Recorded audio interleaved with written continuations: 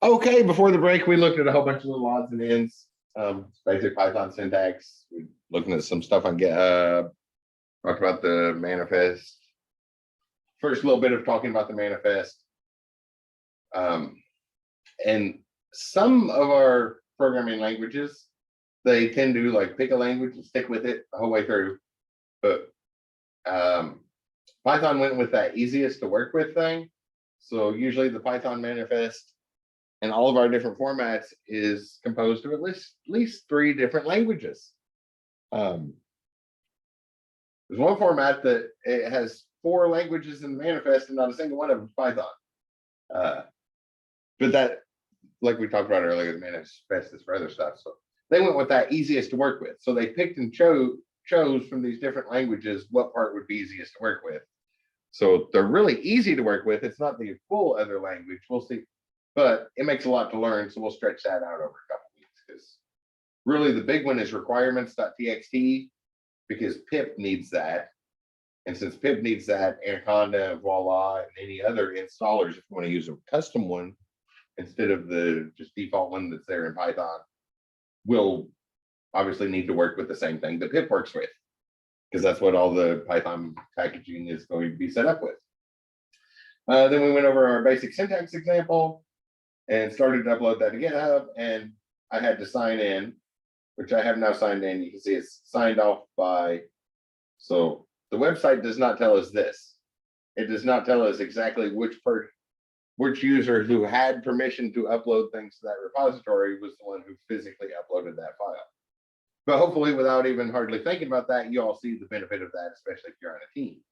You know, not just when the commit was made, you don't have to ask your team members who it was. The name is part of it. Terminal does the same thing. What I had to do was write in that message. It's not hard, but and I don't know where to type it in the GUI. And it was coming on time for a break, so I figured y'all didn't want to see me what type of password. But what we have to do is git config, and then after that -global, and GitHub has a user object that has a name attribute, and we need to set that equal to the string Francis. Well, in my case, Francis.chris5@gmail. Obviously, yours is going to be something different there at the end, but it what gets typed in shows in the error, shows in that message. Like you need to sign in and does this, and I don't know where that goes in the GUI. I'm sure there's a spot for it, but I've always just done it in a terminal. But I just opened up the terminal and I wasn't sure if it would work or not, so I went ahead and downloaded the previous repository, added a text file with one word in it, and went to push it back up so that it would force me to sign in again, and just did that. And then you can see when I click sign off, this was added to the message. So along with the commit message, who approved that commit. And then we can hit commit. We're ready to make all the changes. Notice everything's blank. But that just means we are ready to make the changes. We're committed. There's not going to be any other changes. To actually get them back to the repository, we need the push button. Actually push them back to the repository. On which branch? There's only one branch here. Well, we can set up multiple branches. We'll talk about them briefly, but there is a GitHub specific class or repository class, so I might stretch over into some other non-GitHub ones running this summer, which this summer is going to be the trial run, and then I'm going to present it to in the fall, present it to the committee, and it's going to be added to some of the added in as an elective for the SDEV students.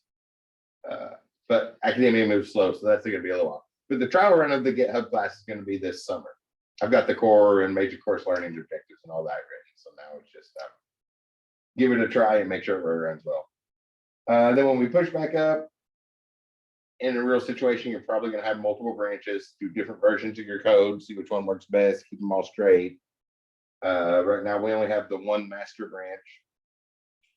Convert them back. So remote origin, I don't think we have any options here. Yeah, we don't have any options. We'll talk about that if we change that any this semester. We don't need an arbitrary location to put it.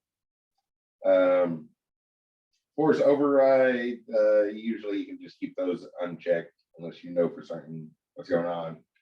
So I guess just go with the default and then push that back up there. We get this little message. That's where the sign in is. Okay. I'm already signed in on the browser, so it has to actually go sign in, which nothing seems to be happening, but I can see it clearly passed a code to some port number.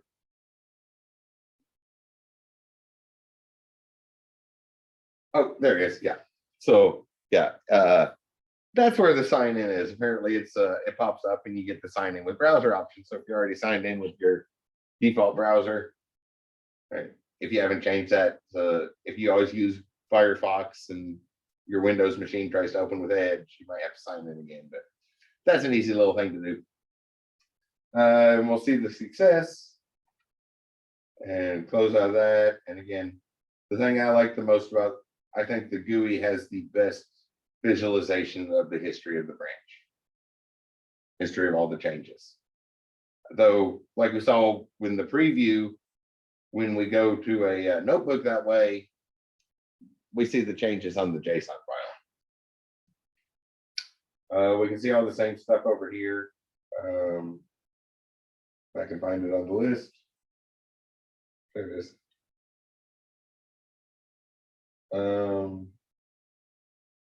Oh, whoops. I should have put it on main branch. Apparently I had it set to a master branch, so there's different ones. So I guess we will look at the pull request here real quick.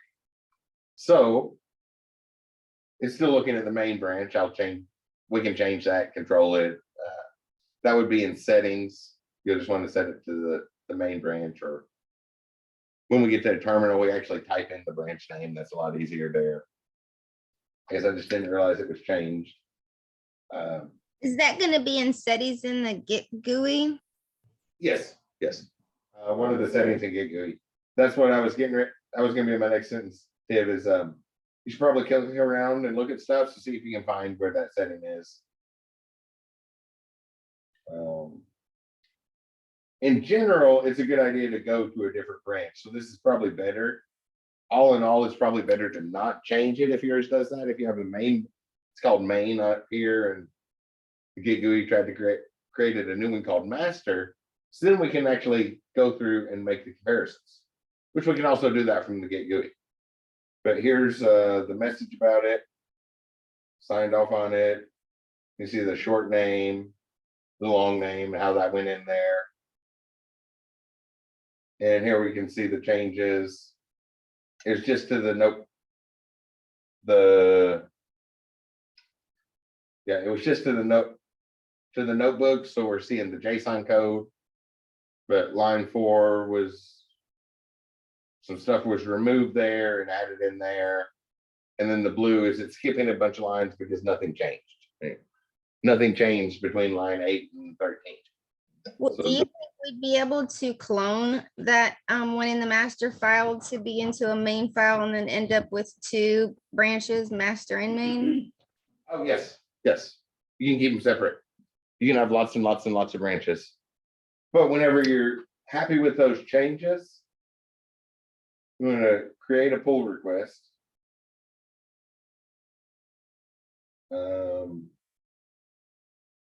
And it will make a comparison and say, oh, so you see this message, this branch has no conflicts with the base branch. So we can automatically go ahead and put it on there. If you see a conflict there, that means a human needs to check. It means a computer, which is a mindless machine, was not able to do the comparison, and we need an intelligent creature to look and sign off line by line on the changes to see which ones go and which ones stay. But usually the computers can automate the process, and whenever it does, you merge request and confirm boxes to add messages. It was successfully merged and closed. So now if we go back to the thing, we can see there's it is still showing 2 branches. Why do I have 2 branches on there?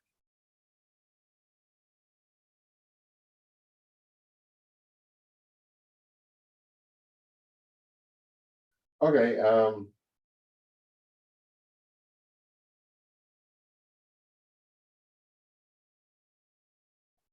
Is that's there, weird. is there a way to merge them or did you merge? I thought it said oh, it went through. Okay. It kept them as separate. I have no idea why. It should have turned those back into one branch and got rid of the second one. But whatever, both of them uploaded. And notice the short message here is now a link. And we can go in there and see the history and all the changes, which I should make another change. Let me go over here. Now that they're separate, if we make changes to like say main, all those changes in the history will only go to main, not to master, right? I'm getting ready to make a change, so let's do this real quick and see what happens. Okay. Well, that was that one. So if I open that with Notepad or Sublime, that'll work. I'll open a regular Python code, that way we can see the changes in the Python, not the JSON. Did anybody give this a try? Where to put that meter or where to put sleep so that the meter would run correctly? I haven't tried it. Either way, I was just gonna make a small change. So that file is different now, which was again in the repository. I just added a print statement, nothing fancy, but it's still in that Git stuff folder that the GitGUI created. I can go back over here and rescan. So it found some changes. This time we can see the green and red related to Python code. Oh, maybe I'll pull out the TQDM. That way we see gray. All I see there is green. Open that with text editor. And I'll take that out. I'll just go ahead and take that out. That way there's removals and additions. So now when I rescan, there we go. We see the part that was taken out of it, the part that was put back into it, nicely color coded. It's like, okay, that looks good. Stage the changes. Branch you're in by looking at this right here. Oh, master, never mind. So I probably should have changed that.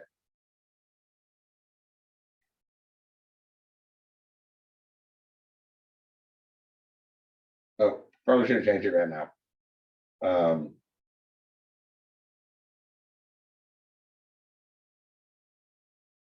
I think checkout changes it. I'd have to dig through whatever they called it here. I'm used to the terminal where you just type the branch name in every time. I forgot it would be something different here. So we got the changes. So we need some sort of message. Class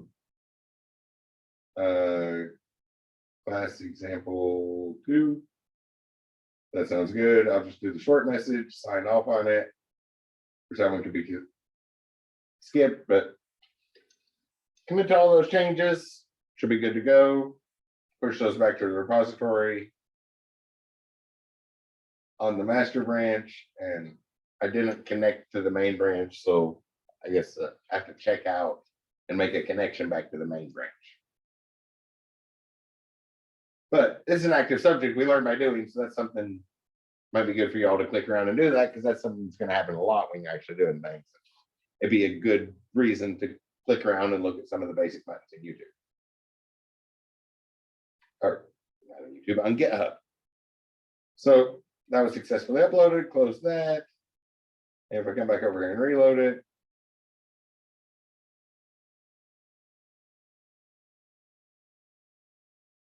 I don't see it anywhere in the main branch. On the master branch, here's 1 minute ago. So there's those most recent changes. We can keep the separate branches. This branch is 1 commit ahead of the main. 1 commit ahead, 1 commit behind the main. So should be able to do a pull request.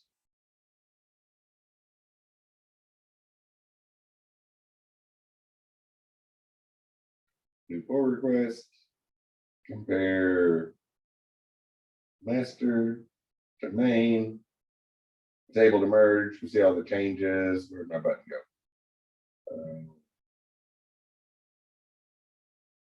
Behind the Zoom thumbnails. Yep, there we go. Hit the create merge to turn those back into one branch, but for some reason it didn't do that first time. Add a message if needed, hit create again. So lots of confirmations. They're making sure that you don't accidentally merge a branch, right? That's a whole lot of clicks to do on accident. They're all in different spots on the page. You have to scroll up and down and find the button every time. So it is virtually impossible to do that by accident. And then finally, the confirm button. Maybe it got rid of both of them this time. Let me see.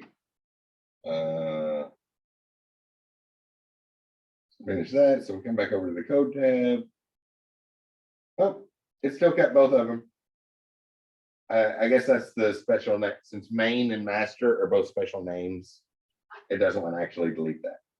If we did another branch, it would delete that, but we'll see that whenever where I was actually planning on talking about branches, which isn't too far off. And so if you click here, you can see the code. Y'all have probably encountered that before.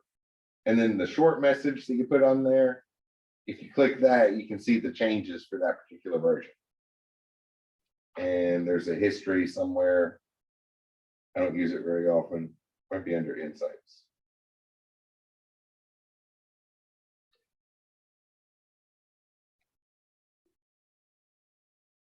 Nope. Somewhere in code, there should be a history.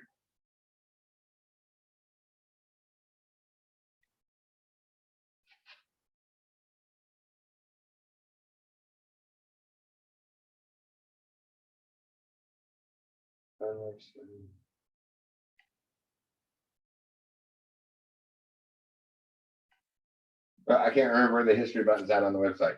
So another thing that might be good to look around for, because it's an active subject we learn by doing. But hopefully that guy got the main points apart across. Again, anything we do in class can be used from the web interface will work for anything in our class. You might see some instructions that I left from the statewide shell, the show doing a bunch of fancy things in command prompt or bouncing around different servers and things. But we don't necessarily have to do it the hardest way possible in here. He included a lot of information in those instructions on the statewide shell that we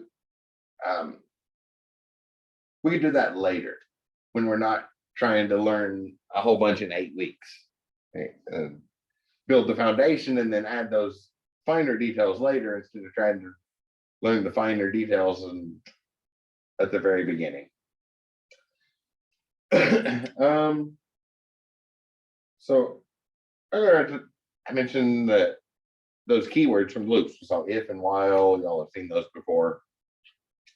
I want to point at something. If you haven't seen it before, I'm going here. If you need to go to your installation of Python, a good way to find it is if you open idle, just that default editor that came with Python. And when you create a new file, when you hit go to save that, it automatically tries to save it where Python's installed. So instead of memorizing it, that's a good place to copy and paste where Python's actually installed. So I'll copy that, cancel out of all this, close that, and that, and that. And somebody just came. Oh.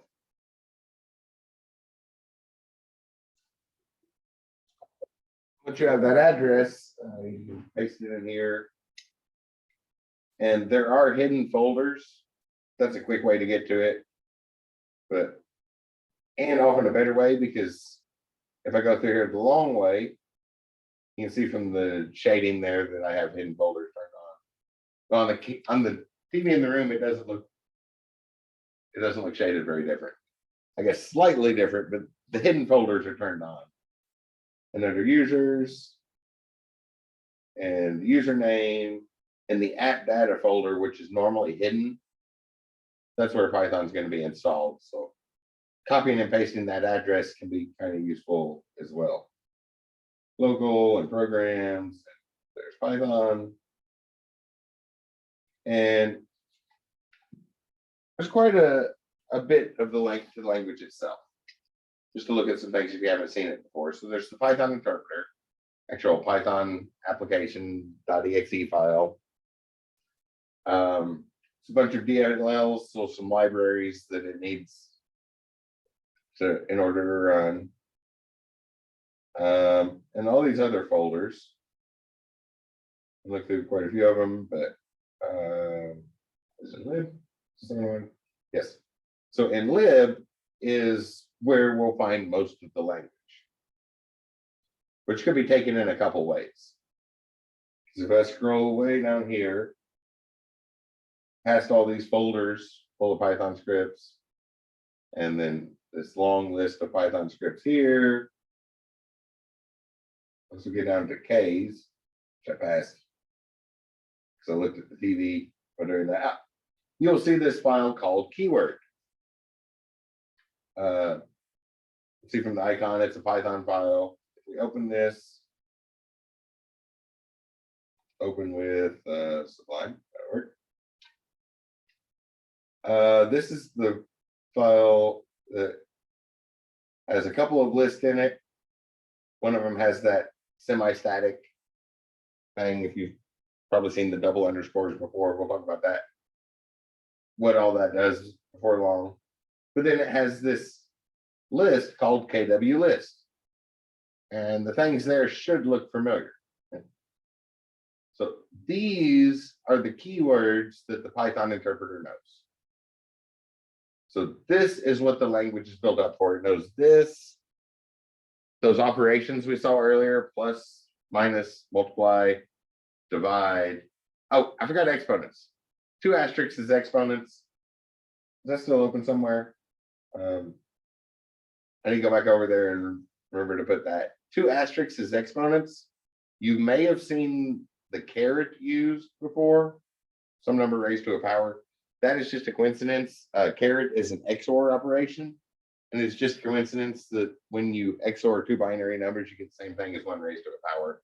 But that doesn't work for floating point numbers, so you really don't want to use that for exponents. I guess it's technically not a coincidence. There's definitive patterns to how our binary code works. So it makes sense, but without getting into a really long discussion, let's just say coincidence. The XOR operation happens to work like an exponent for integers. But you want to use 2 asterisks for exponents. I'll go back and put that on the list. Are you going to be showing us lambda, or have you ever pronounced that lambda? Yes. That's important. We'll see a whole lot of stuff this semester. Lambda functions apply to most languages. So it goes all the way back to Lisp in 1959. So any programming language created after 1959 is going to have Lambda functions. Java was the last holdout, and they added them in like the mid-20 teens. So Lambda functions are important for software development in general, not just any particular language. Relates to callbacks. We'll talk about that soon. A whole bunch of things, but these are the words that the Python interpreter knows, along with the operations and a few other special symbols. So really, that's the language. I just wanted to point at that. You probably already have half of that list memorized. Before long, I'm almost positive that list is written out in the book. If you ever need the list, just go to anything place where you can run Python. So back in your terminal, type in Python, or if appropriate for your system, Python 3. And if you, oops, I forgot to take the 3 off there. And then in the Python interpreter, you can always say import keyword, the name of the file, keyword.py, so we can import keyword. and print KW list. Oh, not there. Should be there. Oh, sorry, I did something silly. Print keyword dot KW list. Everybody's seen, you see the little mistake I made there, right? Maybe import it the other way so you don't have to type the module. We'll see all that stuff soon. But if you can't remember those words, you can just print it out that way. So that's the one you need to remember, not necessarily where to find it. That's the words the thing knows. Generally, you're not necessarily going to need that list unless you're like setting up lexing yourself. Like you just really hate the colors in your text editor, or you're making your own text editor, and it's like, I need to change colors. So I need these words. And then usually if you're doing that, you're going to extend the list and add words. Like when somebody defines a function, you'll parse through the code and find that name of that function and add it to the list of things that change colors. And same thing with variable names. And that way they show up on the predictive text list. So about the only time we need that is when we need to extend it and add special things for like the lexing, the color changing in predictive text. If we were to do that, it like to try to just make it would be mutable. It wouldn't be would it be mutable, even though like if we wanted to do that for like a team or something, it still wouldn't be added to their list. We would just be like adding it for our team, saying, hey, every time you use this code, would it be mutable or immutable? So the one I was just referring to, you would want that to be mutable. Okay. Notice it has square brackets, so it can be changed. Okay. So that's another thing. Be careful not to change it. Okay. The square brackets there, so we can make changes to that list. So be careful that you don't accidentally get rid of words that your Python interpreter knows. Okay. Or on the other hand, do that and see if you can fix it. Uninstall Python and reinstall Python. It's a great learning experience, right? That's how we learn stuff. I know so much about computers because I broke them so many times and had to fix it. That's where the learning really happens. If we sit down and write some code and it works perfectly, then we didn't learn anything. Then we're working below our skill level, right? We shouldn't be completely stumped to where we can't do anything, but we should just still be struggling a little. Otherwise, we're not progressing and not improving. So it's sort of a balance, but really, yeah, I know so much about computers because I broke them so many times. Didn't learn anything from when the stuff worked right. It's when it goes wrong, that's when we learn. So there's that list. That's what the Python interpreter knows. And then everything else over here in this Python installation is a bunch of things that it will look at. And I'll open calendar. That's a good one to look at. At this point, some of it might look like a mess because we haven't necessarily seen all of it. Open, this was Sublime. So a lot of this should look familiar for those who've seen Python before, right? Some import statements. Got this list there, but then we have classes. We're creating some objects. In this case, we're creating a new exception, a couple new exceptions, some constants. And after the class, we get some down to some methods. So calendar objects, so we can do any sort of instead of just raw dates, we can set up calendars and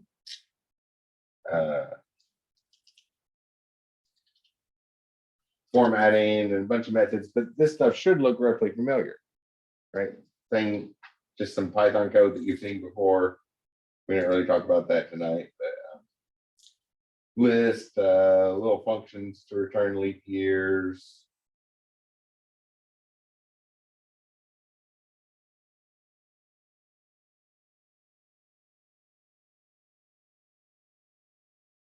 Oh, a couple other things to see, but that's mostly what we think of with the Python language. This just reminded me of something else. So just making sure you all know what the language is, right? It's that short list of keywords, those operators we saw most of earlier. I guess I need to go make changes to a couple more of them real quick. I was in notebook, so open terminal. Restart Jupyter Notebook. Oh, and then I think I forgot earlier, if you need to, after you, that's on a virtual server. So remember to hit Control-C to cancel that server when you get back. And Control-C is going to be cancel in any terminal application. Any place where you're passing in command line instructions, Control-C will cancel it. And for Mac users, it really is Control-C, not Command-C. Usually that's an obvious adjustment for Mac users, but there is also a button on the Mac called Control, the one you use to do the equivalent of a right click. You'll need that one. So I forgot one of the operators it knows. Let's go back in here. This one more operator. It's like multiplication. I'll put it down here at the end because that'll set all go off the little pattern in the left. We can do X raised to the Y. So XOR also happens to work for binary integers, but usually you want to use the proper exponent form for whatever thing you're in. I guess I need to print all those, don't I? Print A, print B, print C. That way we can actually see something. Print D, print E, print F. And probably better messages, but everybody's seen this part before. This is just the basic syntax coverage. I'll come up here, run that one to make sure X and Y have the right numbers. Then run this, and we can see 3 raised to the 4th power is 81. So we didn't see that. Another one that I just remembered is ternary operators. Anybody seen those? Add a cell under that. Anybody ever seen ternary operators?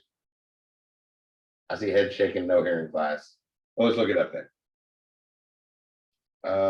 Because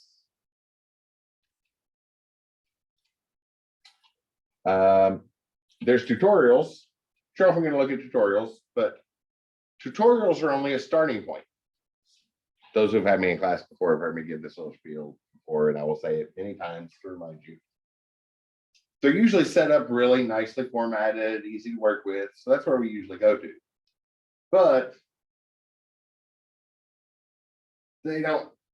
tutorials aren't going to have the entire process.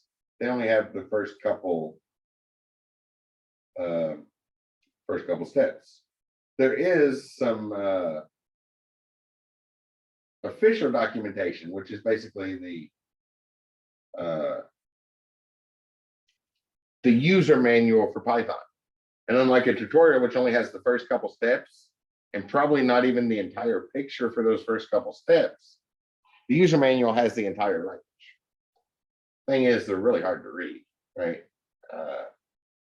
Like ternary operators. So always look here first. Look at the official documentation first, which especially at first is it's not gonna make a lick of sense. It's gonna be confusing.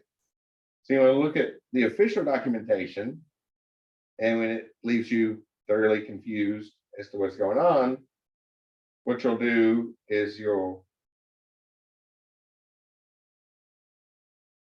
that's not showing the operator. Oh, there it is. Then go back to a tutorial. So I have to go back again because it just tried to pull up tutorials everywhere. Geeks for Geeks, they have good tutorials. Look and see what the tutorial has, because that's going to be a lot easier to follow. Like, okay, on true if this, else on false, which kind of looks like this. Some expression, colon, a conditional expression. Kind of hard to see what it was looking like. I was looking for the one without A and B. Yeah, there it is. So it looks like this. True, comma, false, in parentheses, followed by square brackets and a condition. And notice it's one line. It's an operator. It's not a big selection structure like the if else statement. So this is what we would do for one, if we wanted it to be one line. So look at the official documentation first, because that's the user manual. Especially starting out, it's reading that, it's not going to make a lick of sense because that was usually put together by programming experts that know a lot about writing code, not necessarily writing the English sentences about that code. Then come check a tutorial. But instead of just learning that one thing from the tutorial, use the tutorial to learn to read the official Python user manual. Because then you can understand the entire process overall, right? What word did I add in here? Oh yeah, docs.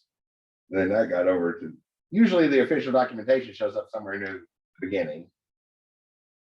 But when we check this, that's not the official documentation. Oh, docs.python.org, that's the official one. So look here, it's going to confuse you. Go check a tutorial, but instead of learning that one line of code from the tutorial, use that tutorial to learn to read the Python user manual. Because we can't discuss every single thing there is about Python in 8 weeks, right? If we met 24 hours a day for the next weeks, we still could not discuss every single thing there is to know about Python in 8 weeks. So there's a lot more. So try to make it productive and learn to read the user manual, not that one line of code for your particular thing. Because that is something that can cause people to get stuck. Ternary, there's what I was looking for.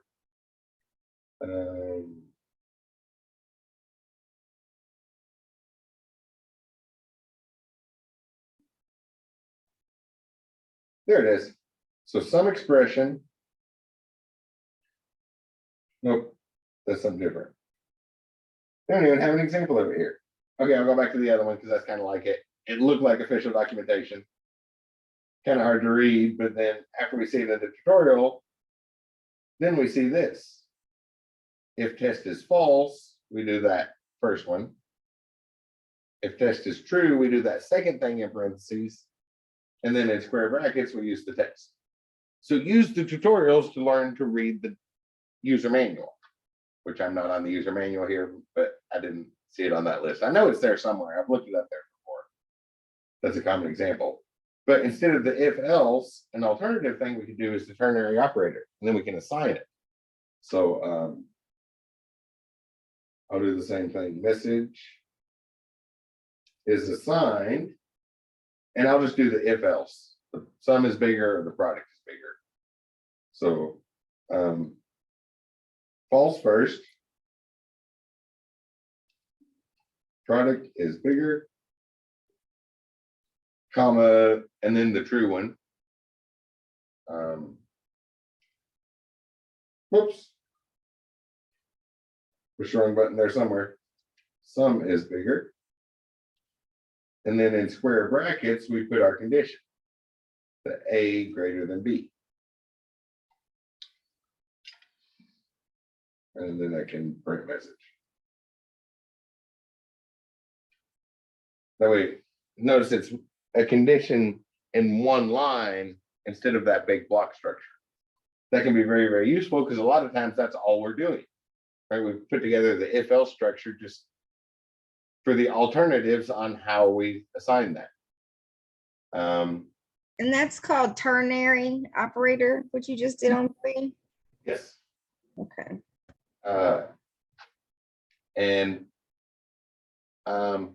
I guess in a few minutes, we're going to wrap up this and time to actively do stuff. One thing I would recommend trying is go to the ternary operator and try nesting. I guess sometimes nesting one deep isn't bad, but you'll see that nesting ternary operators become a mess very, very quickly. So usually it's like when our variable is going to be one or the other. And so it's just an if else thing. So, and then no matter whether we take the if block or the else block, all we're doing is making that assignment. We can do it in one line instead of the multiple. Did you print that? Did you run that? I haven't run it yet. Okay. So we can see it matched the one earlier, product is bigger. Okay. Or if we go change this to the 2 that would work, 2 and 1. And run all those cells again. And we get the other side of it. So it behaves exactly the same as an if else. And remember, elif, or the abbreviation for else if, is the shortcut for nesting if else statements. So if else, and then we nest another if else inside there, is what if else abbreviates. So with the ternary operator, you have to actually physically do that nesting. I would highly recommend trying that to see how far you can go. 2 nesting 1 deep's not bad. You put another ternary operator in each of your true false sides, or in your false side, but much more than that, and it starts to get very confusing very quickly. But give it a try, see what see if it works for you. I have anything else on the list? So that was quite a bit of odds and ends, basic syntax. Y'all seen that before. Remember the requirements.txt file. Oh, I can put this on GitHub. And in general, we just went over the GitGUI, but if I hit run all to make sure everything's saved, run all, it has to be saved now. Close that. Yeah, the changes are saved. I'm going to ignore that message and close that. And the virtual server is still running, so make sure you hit Control-C to cancel that. And like I pointed out the other day, anything we do in class, the web browser will work fine. So you won't need the fancier version of GitHub, and that backs off one thing to do, right? You don't need to remember all the GitHub stuff. You can just use the website as long as you remember you can upload it on the website. Up to 100 files, and I don't think we're going to do anything that will pass 100 files here. Your project might, if your project passes 100 files, then you'll have to do something. But remember, you do have a project, so be thinking about topics and stuff. You can just hit add file and upload, and then navigate to wherever that's at. Then I put it in my delete folder. What happens if we don't cancel out? If we forget to cancel out of the locals of the server? It just keeps running. You can't do anything else in your terminal until that finishes. But you can run more than one terminal at once. So it's a virtual machine. So there's a virtual machine sitting there using RAM, part of the CPU, and using all your resources. They slow you down until you figure out, oh, I gotta cancel out. Okay. And so on your machine, Tiv, the way you like to work, since I've seen you share your screen a few times, you keep lots of things open, right? Lots and lots of tabs, different software open. So it would become very noticeable very, very quickly that something was eating up all your RAM. And then you change the message, short message, long message. Again, the short message turns into a link to get back to all the changes and see those. Create a new branch here. Let's create a new branch. We haven't done that yet. Let's create another branch, call it patch 1.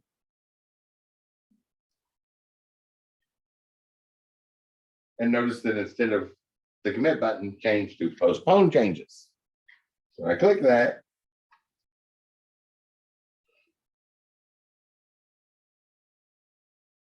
It still uploads, and if I go to the code, we're now seeing 3 different branches, 3 different versions of this repository. Usually main and master are specific names. Those were automatic. I didn't change anything, so we automatically ended up with those. Whoops. But usually we would give it a nice detailed name so we can tell what each version is. A lot of times V1.1.2, 1.1.3, and stuff like that. Last summer when I was teaching this course, some people like to do a new repository for every module. Some people did a new folder on one repository for every module, and a couple people just did a different branch for every assignment. So there's one repository.